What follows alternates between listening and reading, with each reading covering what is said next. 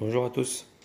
Bon, aujourd'hui on va faire encore une recette très simple, mais ô combien bonne, ô combien délicieuse quand elle est bien faite. C'est la sauce tomate. Alors c'est la sauce tomate, on va dire la sauce tomate italienne, hein. C'est pas la sauce tomate napolitaine, elle est un petit peu différente. Ça se ressemble, mais il y a une petite différence quand même. Dans la napolitaine, il n'y a pas de concentré, alors que dans la sauce tomate italienne, vous avez du concentré de tomate. Et pour moi, une sauce tomate sans concentré, ça reste une sauce tomate quand même assez fade, voire insipide. Donc, dans cette sauce tomate italienne, je vais mettre 2 gros oignons, du concentré de tomate. Alors, je vais mettre tout ça en concentré de tomate par rapport aux tomates, hein. Vous pouvez en mettre moins, vous pouvez mettre un petit peu plus. C'est comme vous le sentez, comme vous l'aimez. Moi, je l'aime bien concentrer ma tomate. Je vais mettre un petit peu de sucre dedans. Je vais mettre 2 carrés de sucre aussi. Là, je les ai pas, mais je vais les mettre dans ma sauce tout à l'heure.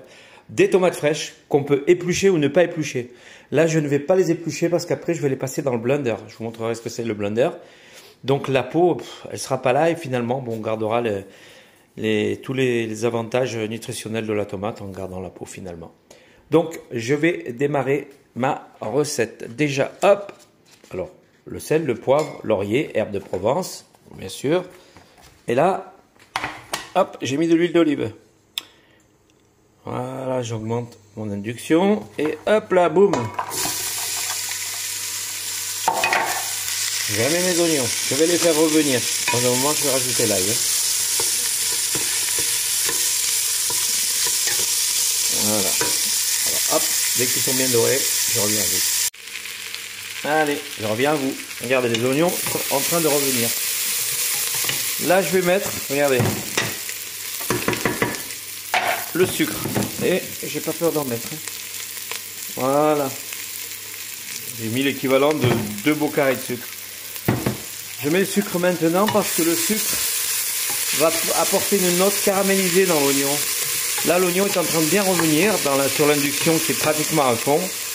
Presque à fond, pas complètement, mais presque. Et mes oignons vont caraméliser. Le sucre, ça va amener cette touche de douceur, voire ce petit goût de caramel peut-être aussi.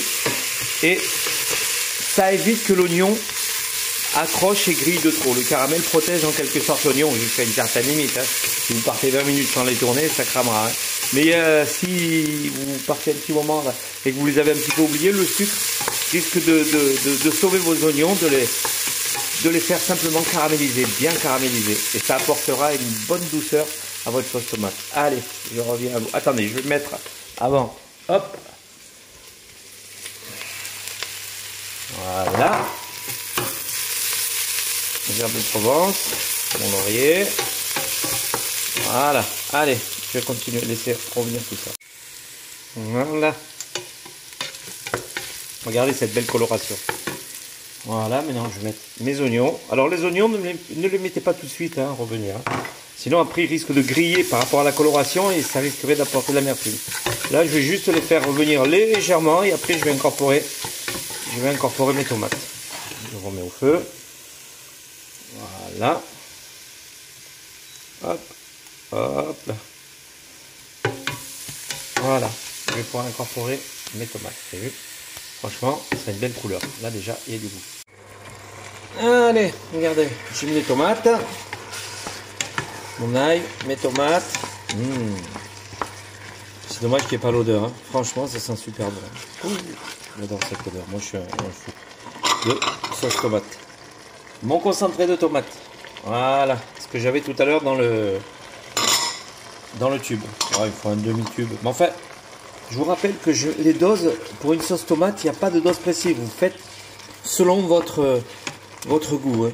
Alors, là, j'ai mis des tomates fraîches. J'aurais pu mettre moitié tomate fraîche, moitié tomate en boîte. Si j'ai pas beaucoup de tomates, que j'ai quelques tomates qui sont un petit peu abîmées, je les mets dedans et je complète avec des tomates en boîte. On peut faire qu'avec des tomates en boîte. J'ai eu fait de la sauce tomate et qui n'était pas mauvaise avec, tenez-vous bien, que du concentré de tomate. Bon, il faut bien mettre de l'eau, bien des oignons, bien de l'ail. Ça ressort pas mal. Je l'ai fait une fois, franchement, c'était pas mauvais. Bon, c'est pas une vraie sauce tomate, c'est pas idéal, mais pourquoi pas. Là, maintenant, j'ai mis mon concentré de tomate. J'ai mis mes tomates fraîches. Il n'y a pas de tomates pelées. Hop, lui, il vient de s'arrêter. Je le augmente. Hop, et je vais mettre l'eau. Alors, regardez. Voilà, je mets ça d'eau. Ouh, il y a beaucoup d'eau, on va dire. Et je pourrais encore en mettre. on va laisser mijoter tout ça et le truc c'est de laisser réduire. On va laisser mijoter doucement et on va laisser réduire. Voilà. J'en mets encore un petit peu. Je vais saler. Voilà. Et on va laisser réduire tout ça. Une fois que ça est réduit, je le passerai dans le blender. Voilà. Allez, on va laisser cuire et on se revoit tout à l'heure. Alors voilà. La sauce, elle a cuit 3/4 d'heure à peu près. Elle a bien réduit. Voilà. Regardez. Voilà les morceaux. Donc, il y a deux solutions. On peut passer le mixeur dedans, mais le mixeur, c'est pas assez puissant. Le blender est bien plus puissant. Comme je n'ai pas épluché mes tomates, la peau, elle va carrément être pulvérisée là-dedans. Donc, ça redonnera un petit peu plus de goût à la sauce. Donc, idéalement, c'est le blender. Bon, donc, je vais blender tout ça. Je démarre doucement. Et voilà.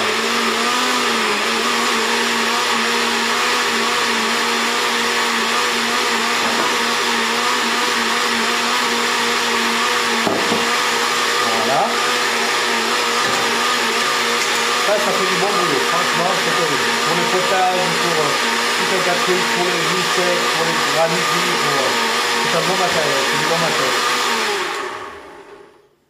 Hop, j'ouvre. Hop, j'enlève et je verse. Regardez, pas beau ça? Voilà. Hop, là elle est très...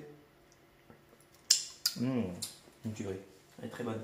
Donc, voilà, je reviens à vous. Je vais vous montrer encore un petit truc, un petit détail. Bon, là, elle est bien passée. Malgré tout, il y a des petits morceaux, mais qui ne sont pas désagréables, qui ne gênent pas du tout quand vous allez manger des spaghettis ou des penne.